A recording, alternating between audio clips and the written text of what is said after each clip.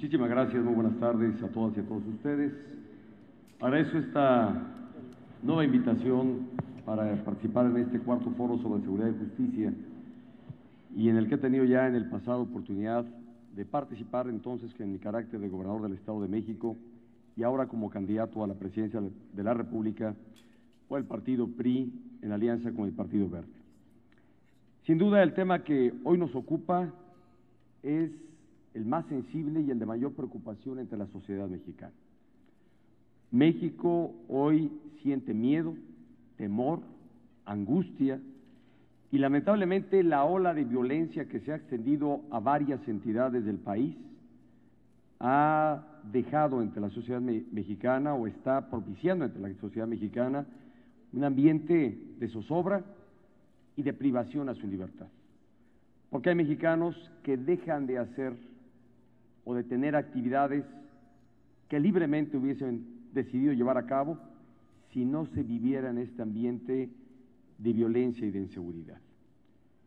Sin duda, es un tema complejo, es un desafío mayor para el Estado mexicano y que debe resolverse a partir de las instituciones creadas por todos los mexicanos a lo largo de varias generaciones que permitan realmente hacerle frente y ofrecer mejores resultados a la sociedad mexicana. La obligación del Estado mexicano de dar seguridad a todos los mexicanos es irrenunciable e insustituible. Es tarea exclusiva del Estado mexicano. Y que para lograr este fin debe propiciar, sin duda, la participación de la sociedad organizada, de los foros de profesionistas, pero no puede verse relevado de lo que es su responsabilidad.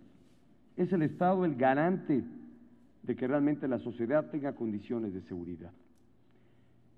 ¿Qué indicadores tenemos hoy en el país y que lamentablemente nos deja vivir en este ambiente de miedo? Tenemos indicadores en materia de seguridad que lamentablemente se han incrementado. Los índices de criminalidad han aumentado de manera sensible y significativa.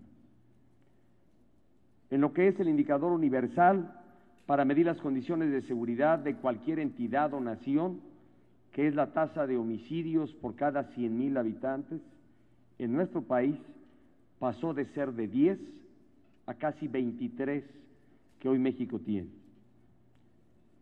Y este tema no puede verse de manera aislada con respecto a las otras condiciones del desarrollo social. Y he venido señalando en distintos espacios que lamentablemente el balance que hoy se tiene en resultado a la gestión de los gobiernos de la alternancia no es satisfactorio para los mexicanos, que además del clima de inseguridad, hoy tienes a un país que tiene más pobreza, 12 millones de mexicanos que se han sumado a las filas de la pobreza en nuestro país, tienes a un país con un mal desempeño en su economía, el peor que haya tenido en los últimos 80 años, el peor que los países de América Latina de la que formamos parte hemos tenido en estos años. No alcanzamos siquiera el 2% en promedio al año. Y consecuencia de ello, pues son los niveles de desempleo que se viven en el país. El doble, si lo medimos en términos de tasa, y 3 veces casi en el número de mexicanos que están en el desempleo. Y si nos vamos al tema educativo, pues tampoco se satisface suficientemente la demanda entre los jóvenes que quieren estudiar la preparatoria y la universidad. Ese escenario es caldo de cultivo ideal para propiciar el clima de inseguridad que hoy tenemos y que debe llevarnos a fijar una agenda del Estado mexicano en su conjunto para realmente definir con toda claridad cuáles son los objetivos que a partir de este escenario tenemos que trazarnos en materia de seguridad y de justicia. En primer lugar me refiero a la seguridad. ¿Cómo devolverle seguridad y paz a los mexicanos? Y yo vengo postulando que lo primero es definir el objetivo a atender. Y hoy en día el objetivo prioritario para el gobierno federal, para el Estado en su conjunto, es abatir los niveles de violencia que México vive y que se genera prácticamente a partir de 3 delitos que en los últimos años se han incrementado, que es el homicidio, violento además, el secuestro y la extorsión. Después de tener claramente definido este objetivo que debe llevarnos a alinear los esfuerzos del Estado en su conjunto, los 3 niveles de gobierno, dejando de competir como me parece lo estuvieran haciendo, y así lo he señalado de manera reiterada porque así lo aprecio y porque además fue la experiencia que tuve en mi carácter de gobernador del Estado. Esfuerzos aislados, dispersos, por la falta de confianza o por factores otros que pudieran ustedes imaginar o suponer, pero no ha habido una alineación del esfuerzo del Estado en su conjunto para, en una estrategia compartida y claridad de objetivos, permitan ofrecer a los mexicanos mejores resultados. ¿Qué vengo señalando? Primero, vamos a disminuir la violencia. Estrategia nacional para combatir la violencia. Tomemos acciones por la parte preventiva que nos permita atender las causas y no las consecuencias de la inseguridad. ¿Cuáles son las causas? La pobreza, la falta de oportunidades para los mexicanos, y eso nos debe llevar a tomar acciones precisamente para revertir estos escenarios. Crecimiento económico para el empleo, mayor cobertura en los niveles educativos que hoy tiene demanda, programas focalizados dentro de la política social para revertir la pobreza, de mayor eficacia y de mayor alcance, y a partir de ello, teniendo reversión en estos escenarios críticos del desarrollo social y económico de México, sin duda, será esta la mayor acción preventiva que se tome para revertir las condiciones de inseguridad. Segundo, reorganizar al Estado mexicano en las fuerzas civiles encargadas de darle seguridad a los mexicanos.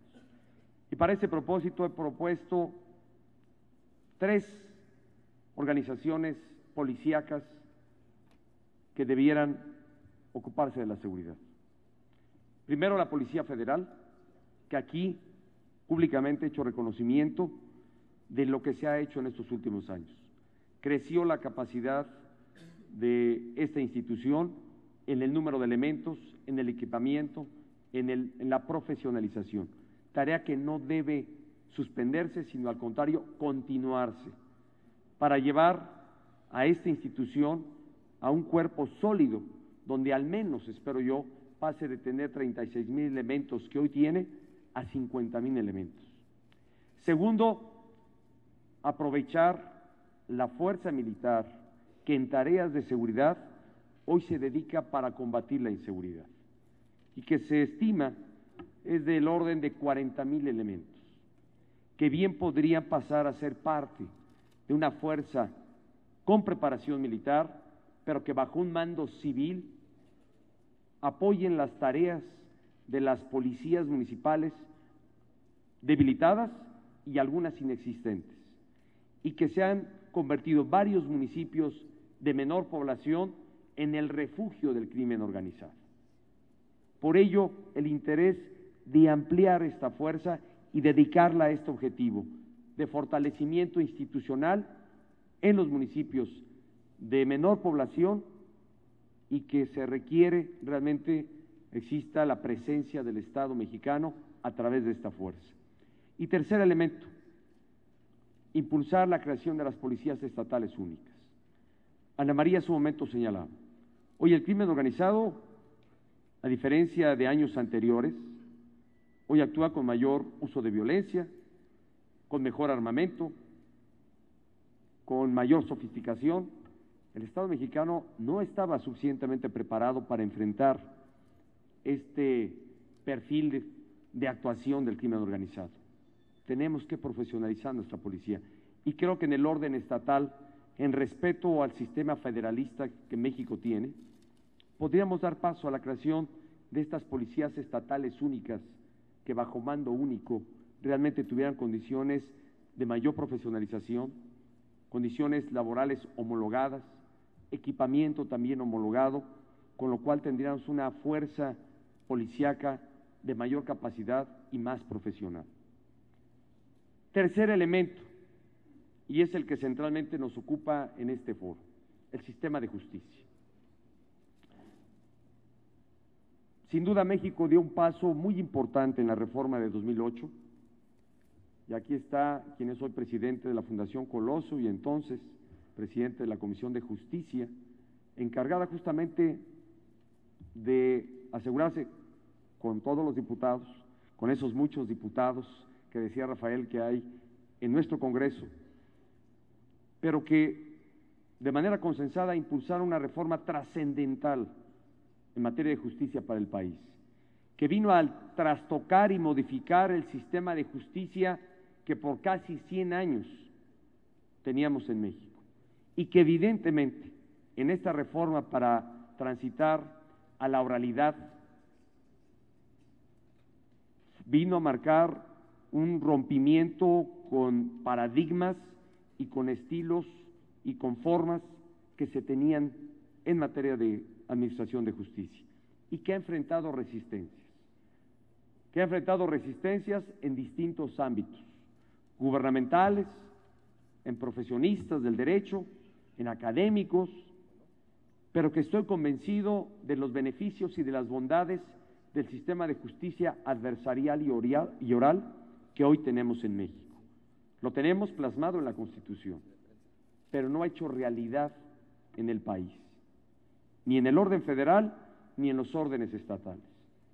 Aquí sí permítame acreditar mi convicción sobre los beneficios de este sistema, en lo que sin duda fue la voluntad comprometida que tuve como gobernador del Estado de México para darle impulso a este sistema de justicia penal, que conté con el respaldo y el apoyo del Poder Judicial del Estado, de los foros de profesionistas, de los académicos, a quienes convocamos a que hiciéramos realidad en el Estado de México, la entidad más poblada del país, este nuevo sistema de justicia penal adversarial y oral. Y hoy en el Estado de México es una realidad plena. Se tiene instaurado en todo el Estado de México y es el Estado de México una de las 3 entidades que hoy tienen este sistema, Chihuahua y Morelos. ¿Qué se requiere para realmente materializar este sistema? Ya lo decían hace un momento, recursos, por supuesto, necesitan recursos destinados a lograr este objetivo, pero antes que ello y más importante, voluntad política, querer hacerlo, querer realmente llevarlo a cabo. Unos tienen buenos propósitos, aquí están acreditados que los buenos propósitos se materializan. Y lo he dejado en claro.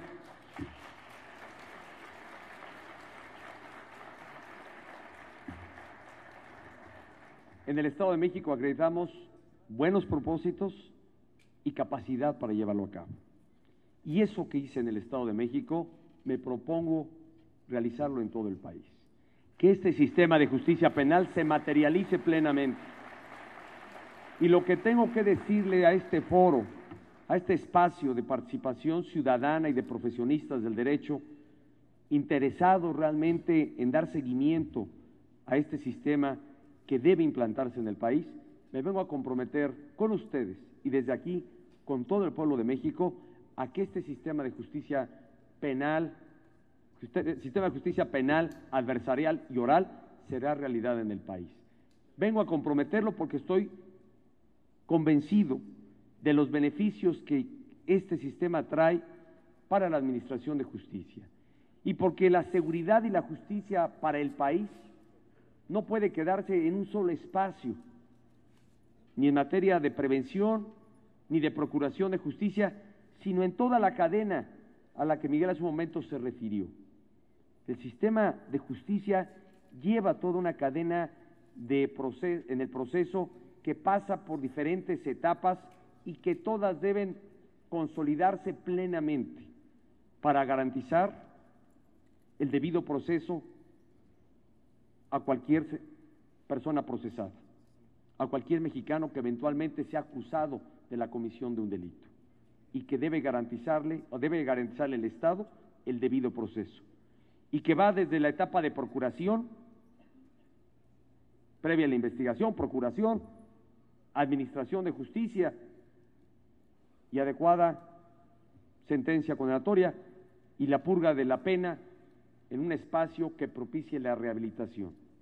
Un sistema, un tramo bastante largo, extenso, pero en cada una de sus etapas, hoy el país demanda voluntad para modernizar, para reformar, para inyectar recursos públicos a la modernización de cada una de las etapas de este proceso y que garantice el debido proceso y el respeto a los derechos humanos.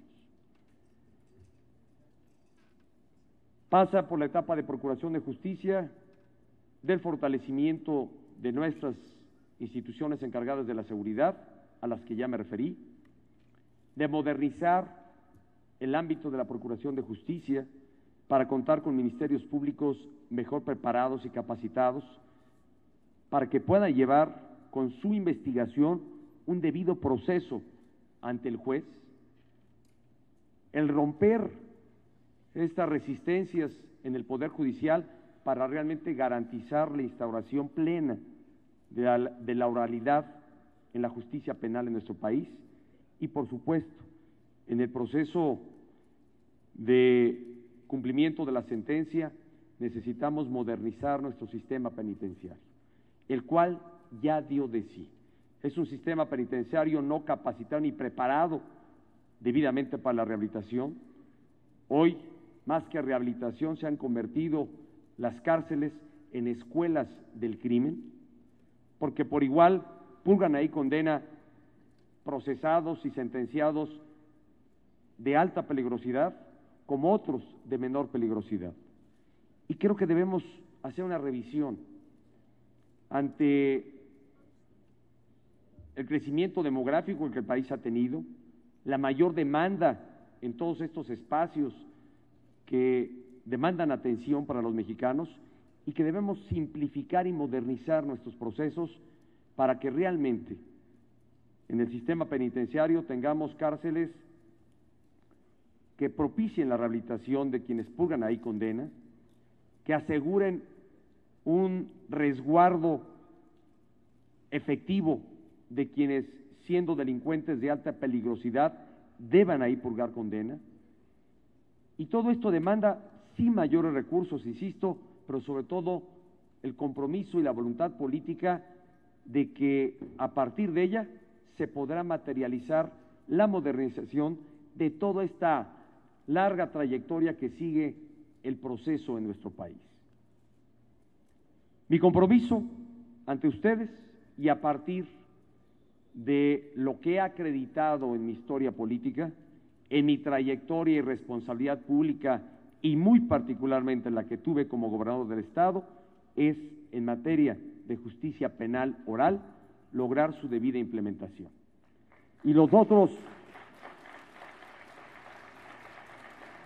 y sin duda, impulsar las reformas a los distintos ordenamientos legales, tanto en el orden local o estatal, que precisamente permitan la materialización de este objetivo. Así de simple y llano. Y eso hoy vengo a decirles, que está aquí lo que fue mi experiencia, lo que claramente los especialistas del derecho, investigadores, legisladores, señalan se necesita en México. Y debemos de pasar de tener estos objetivos señalados en la ley y como aspiración marcada en la ley a una materialización realmente plena y real para todos los mexicanos. Y eso demanda de la gestión de gobierno eficacia. Y ese es fundamentalmente mi mayor objetivo en esta competencia democrática en la que estoy participando.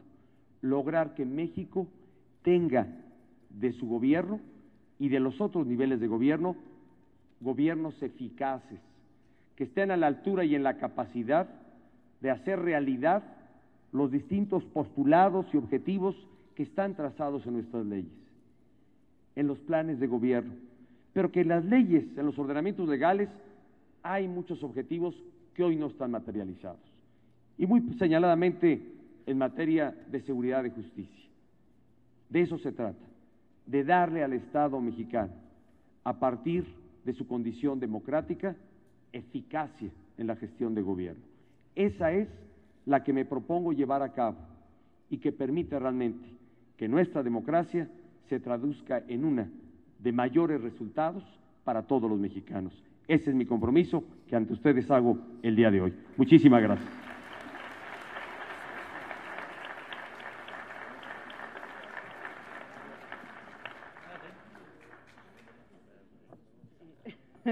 Aquí me dice 20 minutos, me dice el candidato, porque le habíamos pedido a los que las presentaciones por parte de los candidatos fuera 20 minutos y se lo agradecemos.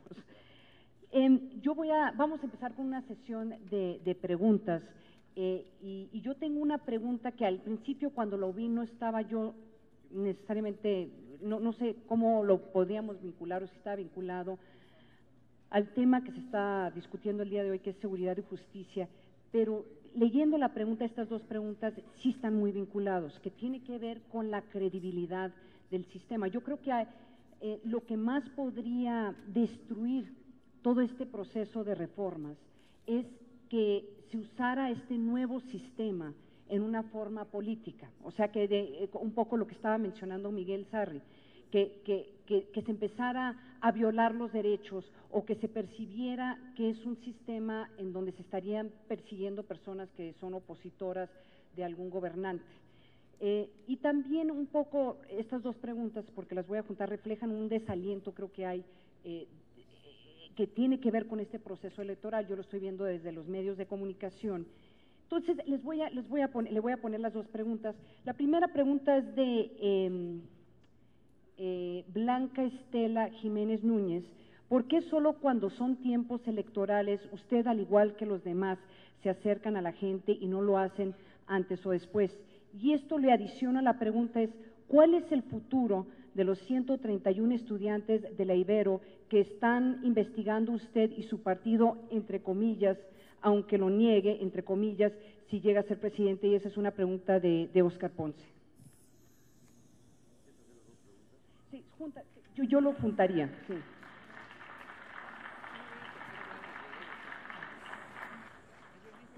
Blanca Estela, ¿dónde está Blanca Estela?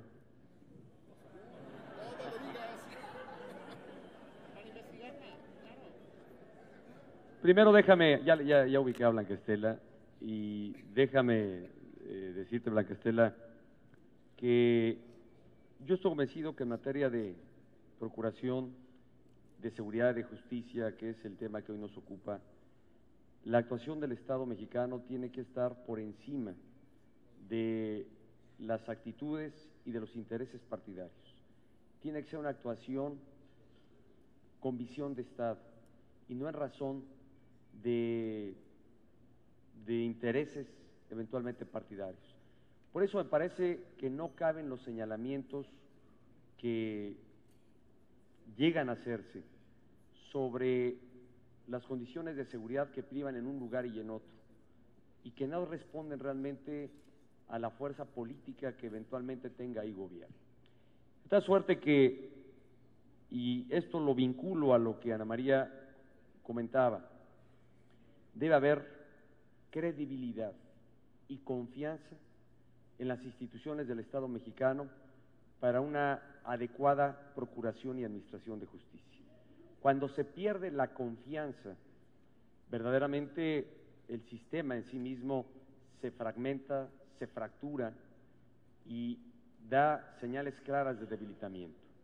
Lo que me propongo hacer realmente es fortalecer de manera institucional nuestro sistema de procuración y de administración de justicia, que Una parte de este proceso está en la tarea y responsabilidad de otros de los poderes y evidentemente en una relación de respeto, pero de colaboración institucional, se debe lograr este propósito. Lo segundo es, ¿por qué los candidatos, perdón porque me extiendo un poquito, Ana María, espero no hacer… Son dos preguntas. ¿Por qué buscamos estos espacios? Porque eso es lo que busca una campaña, Blanca Estela, justamente, que la campaña permita a la sociedad en distintos espacios de encuentro y de acercamiento conocer a los candidatos y de su propuesta, y con ello alimentar realmente el juicio que la sociedad habrá de hacer el día de la elección. Los mexicanos deberán decidir sobre quién será su presidente a partir de estar debidamente informados, de conocer a sus candidatos o a los candidatos que están compitiendo y tomar la decisión que más represente su interés, sus convicciones, la confianza que despierte cada uno de los candidatos. Para eso es el espacio de campaña. Y finalmente, perdón que vuelva a reafirmar, no hay ninguna investigación y en el tema del Ibero solamente decirte lo siguiente. Oscar Ponce sobre la investigación. Para mí la experiencia del Ibero, y además creo que está señalada en algún reportaje que se hiciera, fue una experiencia verdaderamente rica y que para su servidor dejó ver el interés que hay en la juventud de participar en este proceso democrático. Y qué bueno que así sea. Es una de las fortalezas que hemos construido entre todos los mexicanos y que debiéramos seguir fortaleciendo y seguir consolidando. Por eso justamente, Oscar, me he pronunciado porque de llegar a la presidencia de la República habré de ejercer una presidencia democrática que justamente dé impulso a las libertades políticas como las que se expresaron libremente en la Universidad Iberoamericana. Pero también he reconocido que en un espacio de respeto y de tolerancia que me permitió en mi participación exponer con toda claridad mi proyecto, responder preguntas que tuvieran los estudiantes y también escuchar a quienes estaban a favor y protestas de varios que no compartían el proyecto, pero que en el régimen democrático, en la condición democrática que México tiene, sin duda debe prevalecer y debe alentarse a la expresión libre de cada mexicano, para quien esté a favor y también para quien esté en contra. Debe alentar la tolerancia a las expresiones libres que hagan todos los mexicanos, porque es justamente lo que le da sustento a nuestra condición democrática. Y me he pronunciado, Oscar y Blanca Estela, por impulsar y seguir abriendo a través de reformas legales mayores espacios de libertad, de libre manifestación para la sociedad mexicana.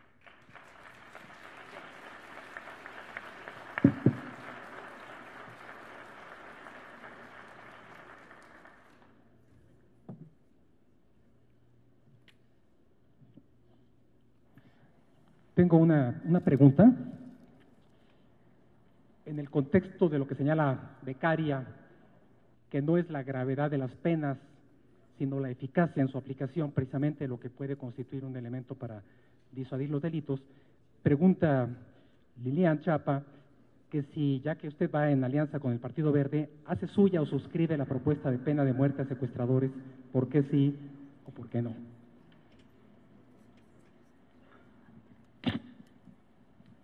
Ya lo he comentado en otro espacio, en la alianza con el Partido Verde suscribimos los puntos de coincidencia y en este particularmente yo tengo reserva y evidentemente no fue un tema de la alianza suscrita con el Partido Verde. Hay varios puntos de coincidencia que están señalados en el acuerdo que hicimos con este partido y varios donde evidentemente tenemos diferencia. Yo creo que aquí el tema, sin duda, la penalidad es importante para lograr una justa sanción a quien llega a tener una actividad fuera de la legalidad. Pero más importante aún es garantizar la aplicación irrestricta de la ley, aplicación de la justicia. Y el problema que tenemos en México, más allá de la severidad de las penas, y que la sola severidad de las penas por sí sola no va a resolver el problema de inseguridad. Lo que tenemos que combatir, antes que nada, es la impunidad. El que quienes llegan a cometer un delito, de 100, de acuerdo a la estadística que se tiene en México, solo 2%, 2 de 100, llegan a recibir una sentencia condenatoria. El nivel de impunidad que hay en nuestro país es alto y elevado. Y creo que lo que habrá de inhibir conductas delictivas, antes que nada, será garantizar o el observar que el Estado aplica realmente las penas que impone la legislación. Porque si fuera la severidad de la pena por sí misma lo que permitiera que hubiera condiciones de mayor seguridad, pues la receta sería muy fácil. Todas las penas impónganle cadena perpetua o pena de muerte, y créanme que eso no va a evitar que tengamos todavía condiciones de delincuencia en nuestro país. Lo importante es asegurando la aplicación de la ley en cualquiera que llegue a infringirla, y que se le aplique de manera justa a cualquiera, insisto, que llegue a romper con el marco legal establecido. Esta es mi opinión sobre este tema en particular. Perfecto. Miguel. Una segunda pregunta en el sentido de cómo fortalecer a los poderes judiciales locales como garantes de la legalidad. Yo creo que el orden federal siempre, sin duda, es un referente y lleva o tiene condiciones de liderazgo. Creo que lo que logremos hacer en el orden federal tendrá un impacto inevitable en los órdenes locales. Y en los órdenes locales, en una relación constructiva que tenga el gobierno federal con los otros órdenes de gobierno, creo que posibilitará que las reformas que estoy decidido a impulsar en el plano federal también sean posibles en el plano local, en el plano estatal. La reforma de justicia penal a la que me he comprometido a impulsar en el orden federal debe ir de la mano de reformas de manera consecuente en los estados, y habrá que apoyar a los estados para que tengan también la capacidad financiera y la voluntad política comprometida para llevar a cabo estas reformas.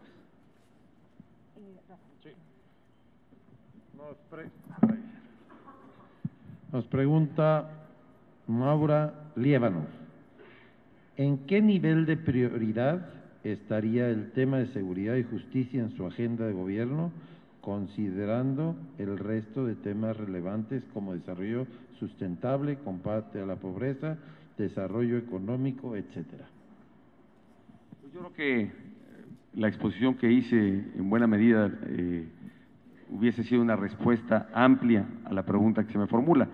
Creo que no puede desvincularse y tratar de llevar a cabo o de lograr para el país condiciones de mayor seguridad y justicia sin atender otras asignaturas fundamentales del desarrollo económico y social de México, que tiene que ver con el combate a la pobreza, con impulsar el crecimiento económico de México, con abrir mayores oportunidades de empleo y de educación para nuestros jóvenes, y que eso sin duda sea un mejor escenario para la eficacia de las medidas que se tomen en materia de seguridad y de justicia, que aquí ya he referido. No tengo el gusto de conocer a Maura, pero hizo muchas preguntas y bastante relacionadas con nuestro tema. ¿Estaría de acuerdo con la autonomía jurídica, presupuestaria y de decisión de las defensorías públicas en México? A ver, ¿estaría de acuerdo con la autonomía jurídica, presupuestaria y de decisión? Totalmente de acuerdo, y creo que vuelvo a poner en ejemplo lo que hice en el Estado de México. Creamos en la entidad el Instituto de la Defensoría de Oficio, que con mayor inversión pública logramos mayor profesionalización de los abogados defensores de oficio, y le dimos este nivel de autonomía a través de ser un instituto precisamente para lograr la debida capacitación y cumplimiento a la responsabilidad social que tiene esta área prescrita en la Constitución General de la República. Una pregunta muy interesante de Carlos Garduño. Dice: ¿qué criterio se tomaría en cuenta para nombrar a quien deba tener el mando civil sobre fuerzas militares en la propuesta que mencionó sobre la creación del órgano de apoyo a los estados, toda vez que los militares no están acostumbrados a un mando civil directo?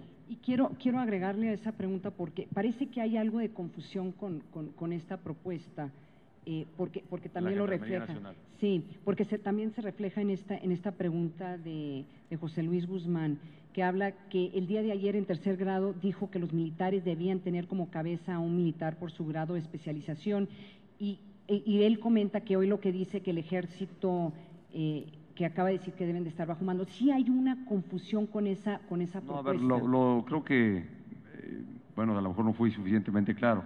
Lo que propuse o lo que vengo proponiendo es la creación de una Gendarmería Nacional, como un cuerpo que aproveche la capacitación que hoy elementos del Ejército han tenido y que están hoy dedicados a tareas de seguridad pública, en la participación que el Ejército y la Armada están teniendo para combatir al crimen organizado y para generar condiciones de seguridad. Se emplea a este número de fuerza, aproximadamente 40,000 elementos, que tienen una capacitación y preparación militar. Mi propuesta es crear a partir de estos elementos una Gendarmería Nacional con el fin de realmente fortalecer las instituciones de seguridad o las fuerzas policíacas de los municipios de menor población que se han convertido en refugio del crimen organizado, pero que evidentemente pasarían a ser parte de la fuerza civil del Estado mexicano para generar condiciones de seguridad. La pregunta otra es, que ayer me formularon en tercer grado, era si estaría yo de acuerdo en que el secretario de la Defensa y el secretario de Marina estuvieran a cargo de un civil. Y mi respuesta fue que ahí considero que en estas dos instituciones reconocidas y prestigiadas de nuestro país deban seguir siendo o teniendo en el mando a un militar y a un marino o a un almirante, como me parece debe seguirlo siendo, que puede ser distinto de como ocurre en otros países y cada país tiene su propia historia y su propia condición, que esta tarea es confiada a un civil. Pero creo que por razones de historia y de condición propia de nuestro país, esta responsabilidad debe seguir asumiéndola un militar y un miembro de la Marina, almirante, para esta función. Y recordando, como ayer les decía en este programa de tercer grado, que al final de cuentas es un civil, que es el presidente de la República, a quien le está conferida en la Constitución el mando supremo de las Fuerzas Armadas en nuestro país. Aquí creo donde viene un poco la confusión es si esta gendarmería reemplazaría a las policías municipales o cuál sería, porque habla de tener esa presencia municipal. Yo hablo de ser parte de apoyar de manera inmediata en estas poblaciones de menor población y donde hay una muy pobre participación o hay pobre presencia de elementos de la policía municipal y en algunos casos casi inexistente, en lo que se da una transición para fortalecer a las policías estatales únicas, que evidentemente deberán pasar por una aprobación de parte del Congreso.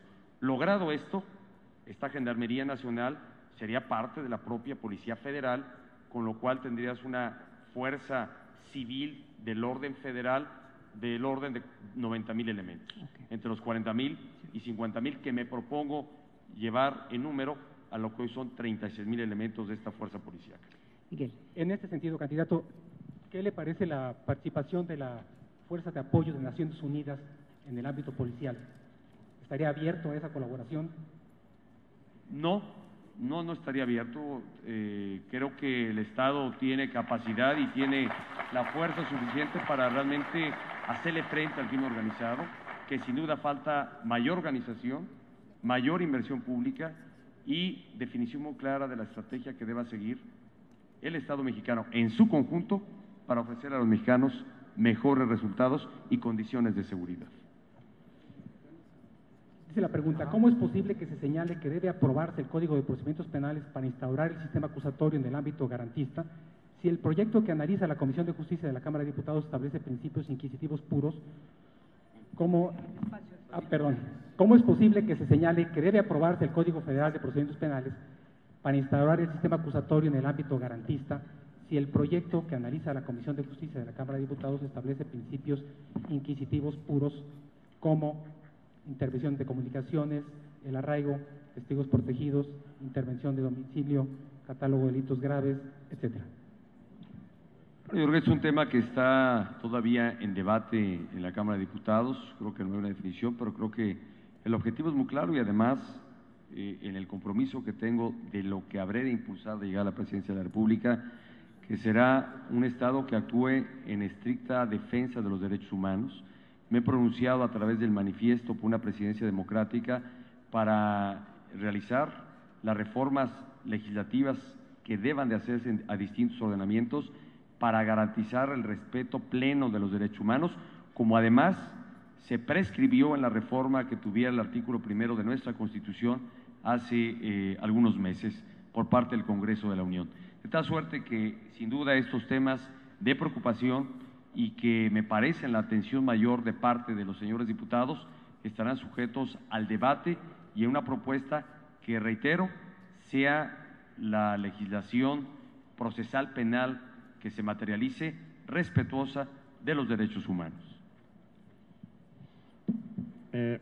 La maestra Mónica Herrerías pregunta, ¿la implementación de la reforma penal alcanzará para beneficiar a las víctimas, para garantizar el cumplimiento de los derechos humanos en materia de reparación de daño, protección de identidad de la víctima, protocolos de actuación, modelos de atención, fondo de auxilio, ¿sí? ¿Hay compromiso para implementar la nueva ley de atención a víctimas? Hay pleno y total compromiso, porque además es obligación del Ejecutivo Federal y del Estado en su conjunto ejecutar realmente y materializar lo que este nuevo ordenamiento legal propicia y establece como objetivos para atender a las víctimas del delito. Creo que deja muy en claro cuáles serán los apoyos que el Estado obligado está a la seguridad y cuando no se logre este fin, apoyar a quienes son víctimas del delito. Creo que hay hoy está ya materializada esta legislación, este ordenamiento legal, que debo señalar fue promovido e impulsado de manera decisiva por los representantes del partido que represento y que finalmente en un consenso que se logró en el Congreso de la Unión, hoy se ha aprobado y corresponderá su plena ejecución y que espero está en la responsabilidad como Presidente de la República de llevarlo a cabo. Una última pregunta, con todo respeto a todas estas, son más de 100 las preguntas. Pues, si me permites, me gustaría llevármelas para la, poder enviar, si es que tienen alguna casi todas correo electrónico, poder responder las preguntas aquí. Pero esta pregunta en una pregunta van dos y se ha repetido en muchas ocasiones desde hace 3 días que iniciamos el foro. Y se trata de la opinión de usted, como se la han pedido a todas las personas que han participado en este foro. ¿Qué opinión tiene usted respecto a la autonomía del Ministerio Público? Dígase, autonomía de la Procuraduría. Mira, sé que hay un debate sobre este tema y creo que hay elementos a favor y en contra. Particularmente estoy más en favor de mantener la Procuración de Justicia dentro del ámbito del Ejecutivo Federal, porque de no ser así es un tanto como relevar de la responsabilidad al Ejecutivo Federal, al titular del Ejecutivo. Es un tanto como darle a la Procuración de Justicia o al titular de la Procuraduría esa responsabilidad de la cual fuera relevado el Presidente de la República. Y en esta tarea, en el compromiso de darle seguridad a los mexicanos, el Presidente de la República asume una responsabilidad fundamental que está fundamentalmente en el tema de la Procuración de Justicia. De tal suerte que estoy en favor de mantenerlo dentro del ámbito del Ejecutivo Federal para que realmente sea el presidente de la República quien tenga plena responsabilidad en esta materia y no sea relevado de esta tarea. Muchas gracias.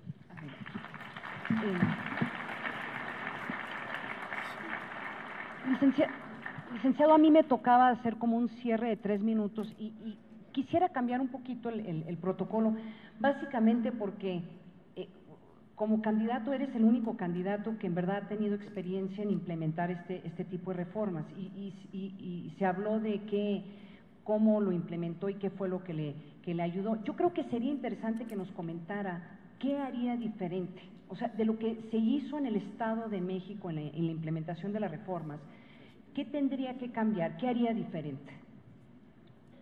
Más bien déjame platicarte porque al concluir mi gestión apenas logramos la implementación. Esta reforma lleva 4 años, es la reforma de 2008 y donde ustedes ya aquí lo señalaron, prácticamente muy poco se ha hecho en el ámbito federal y por igual en los órdenes estatales y que solo 3 entidades, entre ellas el Estado de México, logró la materialización de esta reforma. En 2009, después de la reforma federal, el Estado de México hizo la propia para asumir realmente como propia y en alineación a lo que había sido la reforma federal, se tuviera en el Estado de México en el 2009 y dimos entonces una gradualidad de 2 años para su debida implementación.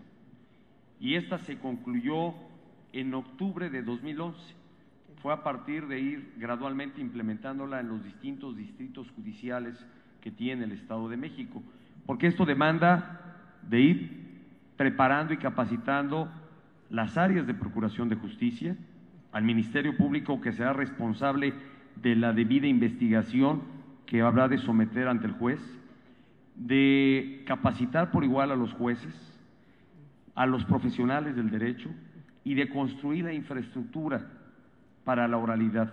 Creo que el Estado de México hoy tiene unas salas para los juicios orales verdaderamente de avanzada, modernos, muy modernos, mejores de los que eventualmente se llegan a ver en las películas sobre el sistema de justicia que se tiene en Estados Unidos, muy superado realmente esta condición, para darle, pues obviamente, la publicidad debida a los procesos que ahí se ventilan en espacios modernos. Todo esto demandó una inversión pública para la construcción de esta infraestructura. Se le dio gradualidad. Hoy en el orden federal llevamos 4 años y no se aprecia que en el supuesto de que se hubiese dado gradualidad se estuviera ya materializando de alguna forma. Se hubiese ido por regiones o por circuitos colegiados, en fin, darle gradualidad, a la implantación de esta reforma que hoy no se aprecia.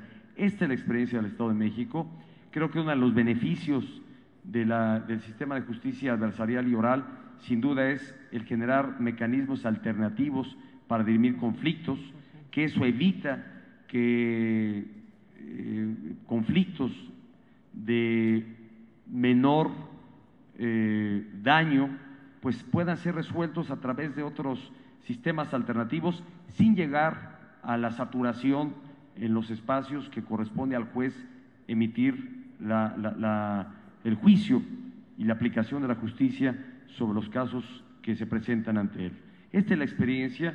Creo que el Estado de México estaría ya en condición a 1 año y sobre todo en esta gradualidad que tuvo su instrumentación de dar a conocer. Yo traía algunas cifras sobre los casos que ya se han ventilado en juicios que no llevan más de 2 meses, desde 15 días a 2 meses, que es uno de los beneficios que con ellos se cumple la máxima prescrita en la Constitución de tener una justicia pronta y expedita que nuestro anterior sistema de justicia no cumplía y que justamente se propone realmente cumplir con él. Esta es la experiencia. Yo me quedaría aquí y creo que ya habría información suficiente como para analizar mayormente los beneficios que ha dado este sistema en el Estado de México y que yo me propongo realizar convencido del beneficio de este sistema en todo el país.